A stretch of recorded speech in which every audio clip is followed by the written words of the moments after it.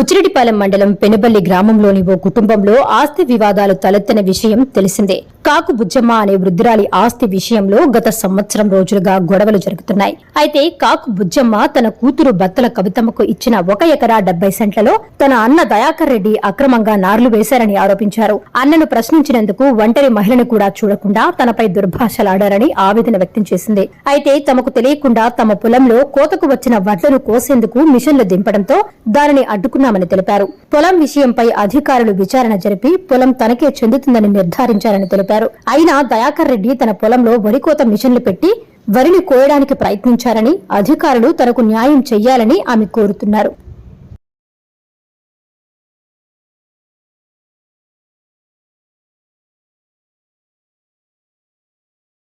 Sir నేను వాళ్ళు వస్తూ ఉన్నారు సార్. నాకు అడ్డం వచ్చి పన్నీ రైట్గా ఉన్నా కూడా వాళ్ళు అడ్డం బట్టి అడ్డమైన మాటలు అడిగి ఇటు చేస్తున్నారు. లెటర్ ఇచ్చారు సార్, ఇది కొన్ని చూడండి సార్, మీరు చేసుకోండి పొమ్మని చేసుకోమని ఇచ్చారు సార్. ఇట్లా పోతే మీరు అన్నీ చేసుకొని వాళ్ళ తెచ్చుకోమని చెప్తే ఇవాళ నిద్రలేక తెలియక నేను వచ్చేలేక కోసుకొని అడ్డమైన కోతలు కోస్తున్నారు సార్. మీరే న్యాయం చేయాలి. నాకు ఒక్క ఆడ మనిషిని ఇంతమంది మాట్లాడుతున్నారు సార్, మీరే చేయండి. మా అన్న అక్క కొడుకు అక్క వాళ్ళు కొండ రమ్మకాంతమ్మ, రమేష్ రెడ్డి, కాకు దయాకర్ రెడ్డి భార్య. ఇలా దీనికోసం మేము ఎంతో ప్రయత్నిస్తూ ఉన్నాము. కలెక్టర్ దగ్గర అర్జీ పెట్టుకుంటే కలెక్టర్ గారు ఎంఆర్ఓకి రాశారు. ఎంఆర్ఓ వచ్చి సర్వేర్ గారు, ఈఆర్ఓ గారు అందరూ వచ్చి చూశారు పొలం సాయి. పొలంలో ఈమె హక్కు అని చెప్పేసి మాకు ఎంఆర్ఓ గారు లెటర్ ఇచ్చారు.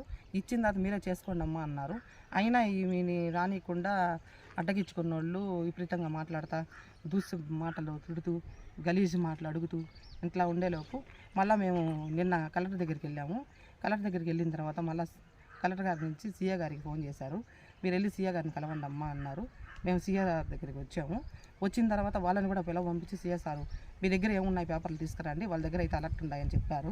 చెప్పిన తర్వాత కూడా వాళ్ళు వినకుండా ఈరోజు ఉదయాన్నే వెళ్ళిపోయేసి మిషన్ పెట్టేసి వాళ్ళు పొలం కోయడం సాగిచ్చారు.